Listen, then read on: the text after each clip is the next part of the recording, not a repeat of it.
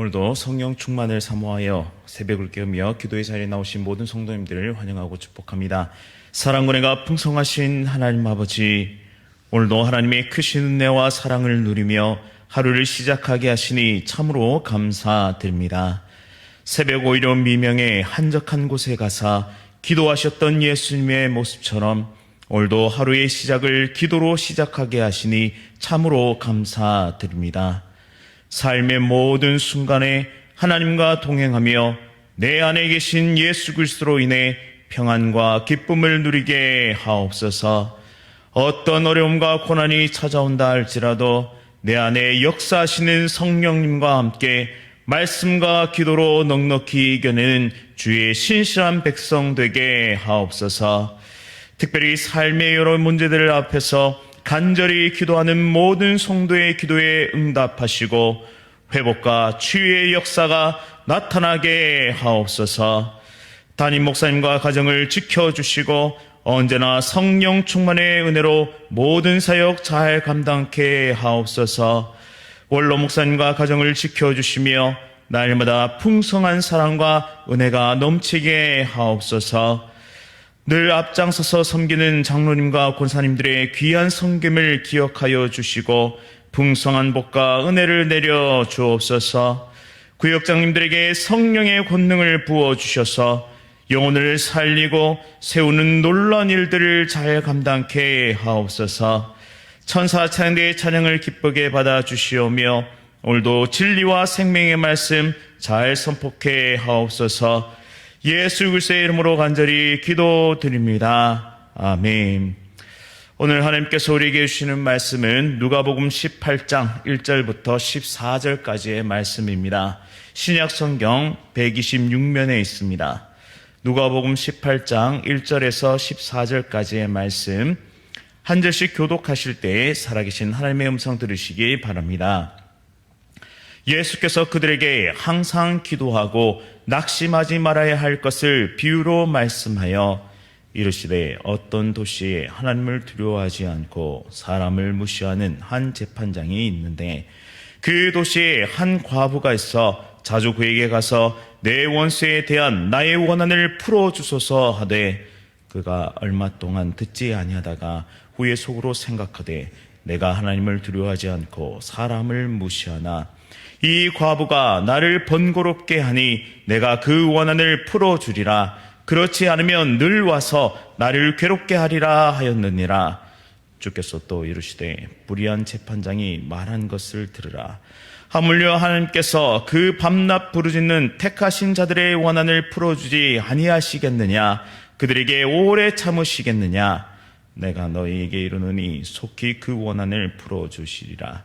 그러나 인자가 올 때에 세상에서 믿음을 보겠느냐 하시니라. 또 자기를 의롭다고 믿고 다른 사람을 멸시하는 자들에게 이 비유로 말씀하시되, 두 사람이 기도하러 성전에 올라가니 하나는 바리새인이요 하나는 세리라. 바리새인은 서서 따로 기도하여 이르되, 하나님이여, 나는 다른 사람들 곧 토색, 불의, 간음을 하는 자들과 같지 아니하고 이 세리와도 같지 아니함을 감사하나이다.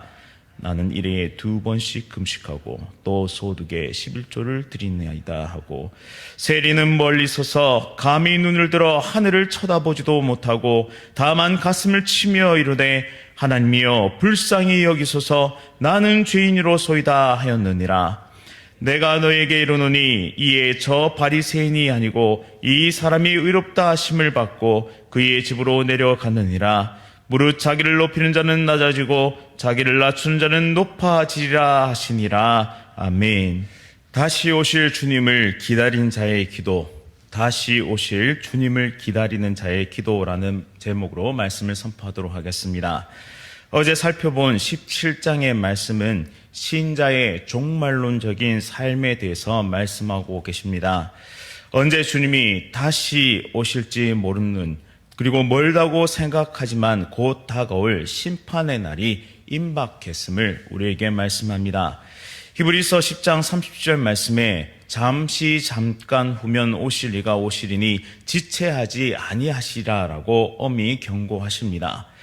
정말 주님의 재림은 멀지 않았습니다.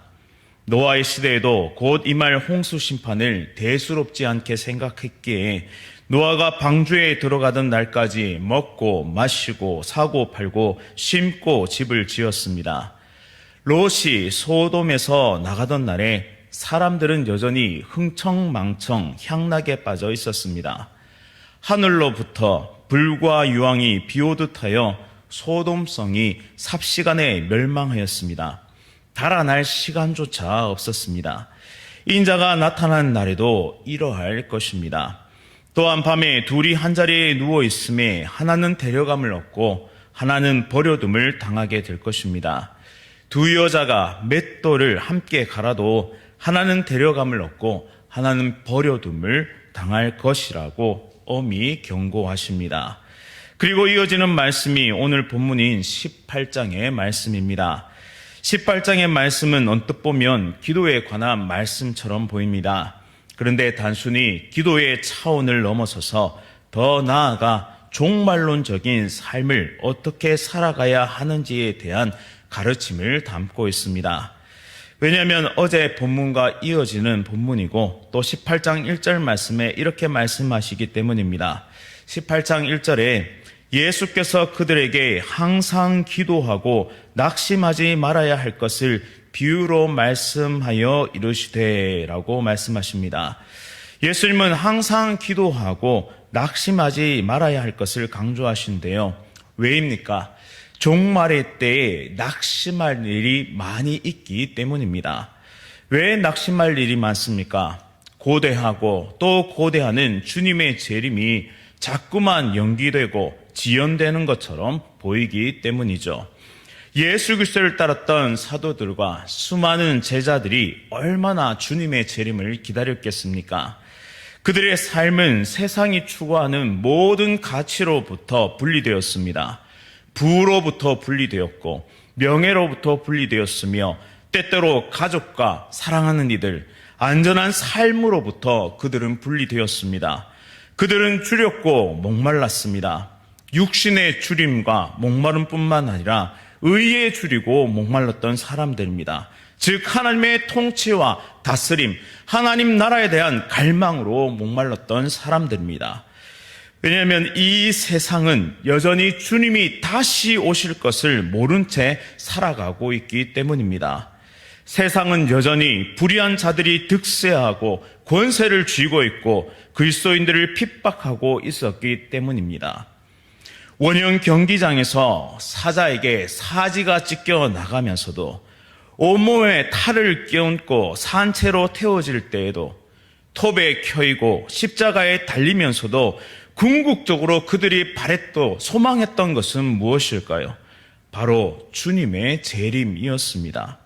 진정한 왕이 다시 오셔서 이 땅을 통치하시고 모든 고난과 핍박으로부터 건져주시며 원수의 목전에서 상을 베푸실 주님을 그들은 기다리고 고대했습니다. 그런데 그토록 바라고 원하는 주님의 재림은 여전히 나타나지 않았으니 얼마나 낙심했을까요? 그래서 예수님은 항상 기도하고 낙심하지 말아라 라고 말씀하고 계십니다. 그러면서 한 비유를 말씀하시는데 두 사람이 등장합니다. 어떤 도시에 하나님을 두려워하지 않고 사람을 무시하는 한 재판장과 원수에 대한 원한이 있는 과부가 등장합니다. 당시 과부는 사회적으로 가장 연약했던 자이며 다른 사람의 도움과 긍휼이 없이는 살아갈 수 없는 존재였습니다. 그런데 그런 과부가 억울한 일을 당했습니다. 아마도 이 원수는 과부의 가장 소중한 것을 빼앗아 갔을 것입니다. 과부는 자신의 원한을 풀어달라며 불의한 재판장에게 호소하기 시작합니다. 그런데 불의한 재판장은 하나님을 두려워하지 않습니다. 또한 사람을 무시하는 자입니다. 그러니 과부의 청을 들어줄 리 만무하죠. 계속해서 과부의 청을 듣지 않습니다. 하지만 과부는 계속해서 찾아갑니다. 그녀가 얼마나 간절히 그리고 집요하게 요구하였던지 불의한 재판장은 이렇게 생각합니다. 나는 하나님을 두려워하지 않고 사람을 무시하나 이 과부가 나를 번거롭게 하니 내가 그 원한을 풀어주리라. 그렇지 않으면 늘 와서 나를 괴롭게 하리라. 여기서 괴롭게 하는 것, 그것은 자신의 모든 것을 빼앗아가는, 특별히 눈탱이를 맞아 멍이 들다라는 뜻을 가지고 있습니다. 번거롭게 하다. 즉 자신의 신변에 위협을 느낄 만큼 과부는 간절하게 재판장을 찾아갔습니다. 이 비유를 하시고 7절에서 8절에 이렇게 결론을 맺으시는데요. 하물며 하나님께서 그 밤낮 부르짖는 택하신 자들의 원한을 풀어주지 아니하시겠느냐, 그들에게 오래 참으시겠느냐라고요. 성경에서 이 하물며라는 표현은 매우 중요한 표현입니다. 작은 원리를 통해서 큰 원리를 설명하실 때 하물며라는 이 용법을 사용하셨기 때문이죠. 불의한 재판장도 과부의 청을 들어주셨는데 하물며 하나님께서 밤낮 부르짖는 택하신 자의 원한을 풀어주시지 않으시겠느냐라며 하나님은 반드시 공의를 이루시고 원수를 징벌하시며 재판하실 것임을 분명히 말씀하십니다. 그리고 매우 의미심장한 말씀을 이어서 하시죠. 그러나 인자가 올 때에 세상에서 믿음을 보겠느냐. 결국 믿음의 문제를 말씀하고 계십니다. 재림의 때를 기다리는 자가 기도할 때 가져야 하는 가장 중요한 자세, 바로 믿음입니다. 과부의 간절함과 집요함처럼 당장에는 주의 재림이 멀리 있는 것 같고 세상의 권세자들과 악한 자들에게 복음으로 인해 고난을 받을 때 낙심하지 않고 기도하며 끝까지 믿음을 지켜야 함을 예수님께서 말씀하고 계십니다. 우리는 하나님이 선하시다는 사실을, 그리고 예수님은 반드시 약속하신 대로 다시 오실 것임을, 또한 원수의 목전에서 상을 베푸실 때 하나님의 정의는 물같이, 그리고 공의는 마르지 않는 강같이 흐르게 될 것을 우리는 믿고 의심하지 말며 복음의 길을 정진해야 할 것입니다. 하나님의 나라와 통치는 반드시 악한 자를 심판하시고 하나님 나라 법정에서 백성들을 신원하여 주실 것입니다. 이 신원하다는 뜻은 가슴에 맺힌 원한을 풀어주시고 억울하게 뒤집어 쓴 죄를 풀어주신다는 뜻을 가지고 있습니다. 종말의 때에 하나님의 나라의 임함을 가장 싫어하는 존재는 누구일까요? 바로 사탄 마귀입니다. 사탄 마귀는 어떻게든지 노아의 홍수 때처럼 사람들이 영적인 일에 무감각하게 만들 것입니다.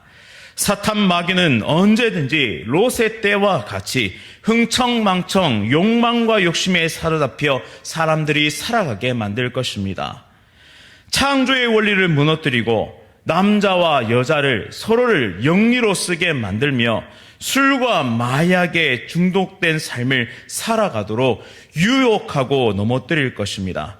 그래서 하나라도 더 지옥 자식 만들려고, 하나라도 더 복음을 듣지 못하게 만들려고, 하나라도 더 주의 재림은 마치 없는 것처럼 느껴지게 만들려고 애쓰고 노력할 것입니다. 하지만 우리는 예수님의 말씀처럼 성도는 낙심하지 말고 오히려 믿음으로 기도해야 할 줄 믿습니다. 반드시 주님은 다시 오십니다. 그리고 그날에 행하실 일을 다음과 같이 약속하셨습니다. 결론적으로 이 말씀을 선포합니다. 요한계시록 22장 12절 말씀에 보라, 내가 속히 오리니 내가 줄 상이 내게 있어 각 사람에게 그가 행한 대로 갚아 주시리라. 아멘. 우리 모두가 이 종말의 때, 특별히 임박한 이 종말의 때에 오직 하나님을 바라보며 복음의 길을 걸어갈 수 있기를 간절히 소원합니다. 이 복음의 길을 걸을 때 여전히 세상에 가득한 불의 속에 살아갈 것이며 때때로 신앙으로 인해, 복음으로 인해 가장 소중한 것을 포기하고 잃어버려야 할 때도 있을 것입니다. 또한 악한 자가 고난과 핍박을 우리에게 가할지도 모릅니다. 재림의 주님을 바라보며 믿음을 잃지 않고 끝까지 기도의 자리를 지켜내는 하나님의 귀한 백성들 다 되시기를 간절히 바랍니다. 우리가 항상 기도하고 낙심하지 말아야 할 것은 복음, 바로 예수 그리스도가 우리 안에 살아계시기 때문입니다. 이 예수님과 함께 오늘 하루도 복음을 살아내는 종말론적인 이 시대 가운데 승리하는 하나님의 거룩한 백성들 다 되시기를 간절히 바랍니다. 다 함께 말씀을 기억하며 함께 기도하겠습니다. 하나님 아버지, 오늘 말씀을 통해 종말의 때를 살아가는 성도의 기도가 어떠해야 하는지를 깨닫게 하시니 참으로 감사드립니다. 하나님의 일을 하며 신앙을 지켜나갈 때 억울한 일도 눈물 날 일도 있습니다. 하지만 낙심하지 않게 하옵소서. 반드시 약속하신 대로 다시 오실 예수 그리스도를 바라보면서 끝까지 기도하게 하옵소서. 종말의 때를 살아가며 우리 안에 놀라운 일을 행하실 하나님께 감사하며 살아가게 하옵소서. 복음의 역사와 능력이 우리의 가정과 일터와 삶의 모든 부분에서 열매 맺게 하옵소서. 사탄 마귀가 떠나가게 하시고 모든 결박된 것들이 깨어지며 복음 안에서 참 자유와 기쁨을 되찾게 하옵소서. 특별히 대한교회 이 예배당에 들어와 기도하는 모든 자들에게 성령 충만의 은혜와 권능을 부어주시어 이 세대가 감당하지 못하는 하나님의 불꽃 같은 사자들이 다 되게 하옵소서. 성령의 능력으로 사역하며 예수님을 전하는 믿음의 백성 다 되게 하옵소서. 예수 그리스도의 이름으로 간절히 기도드립니다. 아멘. 하늘에 계신 우리 아버지여, 이름이 거룩히 여김을 받으시오며 나라가 임하시오며 뜻이 하늘에서 이루어진 것 같이 땅에서도 이루어지이다. 오늘 우리에게 일용할 양식을 주시옵고 우리가 우리에게 죄 지은 자를 사하여 준 것 같이 우리 죄를 사하여 주시옵고 우리를 시험에 들게 하지 마시옵고 다만 악에서 구하시옵소서. 나라와 권세와 영광이 아버지께 영원히 있사옵나이다. 아멘. 오늘은 소망교회에서 복음을 전하시는 김정환 목사님을 위해 세 가지 기도 제목으로 함께 기도하겠습니다. 코로나로 위축된 교회의 영적 분위기가 회복되게 하옵소서. 2023년 표대로 예수님을 사모하는 교회, 하나님의 은혜를 나누는 교회 되게 하옵소서. 이웃과 지역을 섬길 수 있는 마음과 여건을 허락하여 주옵소서. 이렇게 소망교회를 위해서 또한 우리 김정환 목사님을 위해서 다 함께 기도하겠습니다. 오늘 하루도 성령 충만으로 승리하십시오.